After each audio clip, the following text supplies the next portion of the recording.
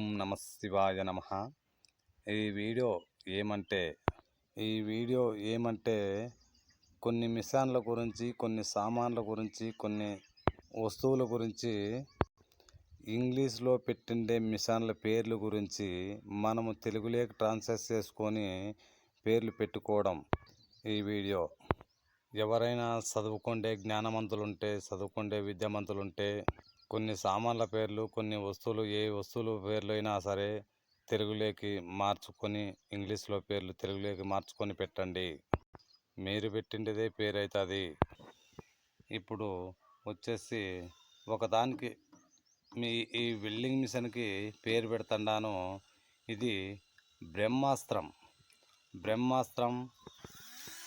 బ్రహ్మాస్త్రం వైరు, బ్రహ్మాస్త్రం కడ్డీ. ఈ బ్రహ్మాస్త్రంతో ఏ ఇనుమునైనా కరగబెట్టి కాల్చిపారేసే బ్రహ్మాస్త్రం ఇది. చూడండి, ఇది బ్రహ్మాస్త్రం.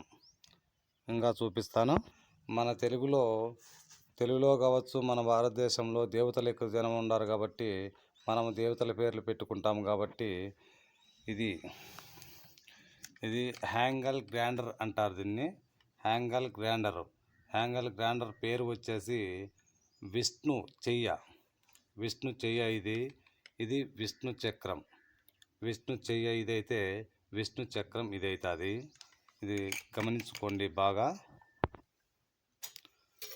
ఈ బ్లేడు కట్టి కావచ్చు, చెక్క విష్ణు చక్రం, ఇది.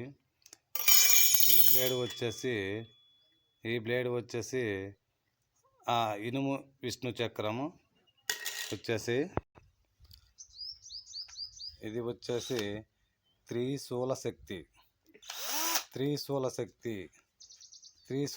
అంటే ఏదానికైనా బొక్కలు చేసేది త్రిశూల శక్తి.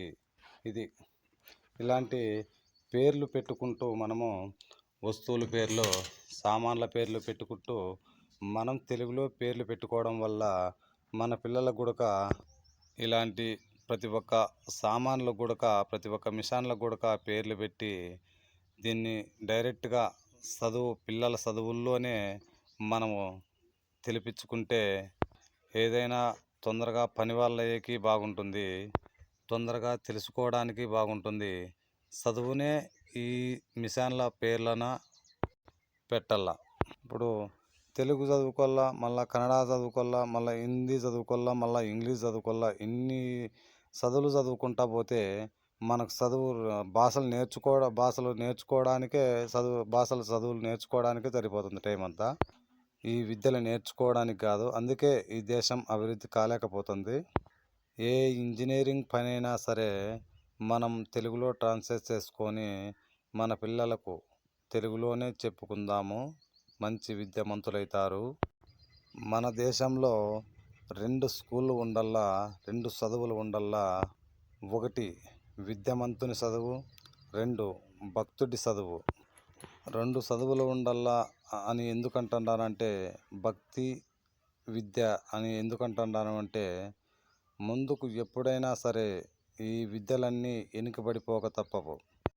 ధర్మం తెలుసుకున్నప్పటికీ ఈ విద్యలన్నీ వెనుకబడిపోక తప్పవు. ఎప్పటికైనా భక్తి శాశ్వతంగా నిలబడుతుంది. అదే ధర్మమైన మార్గం అని తెలుసుకోండి. ఈ వీడియోని అందరికీ షేర్ చేయండి.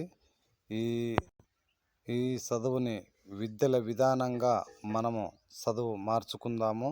ఈ అందరికీ షేర్ చేయండి ఈ వీడియోని. ఓం నమ శివాయ నమః.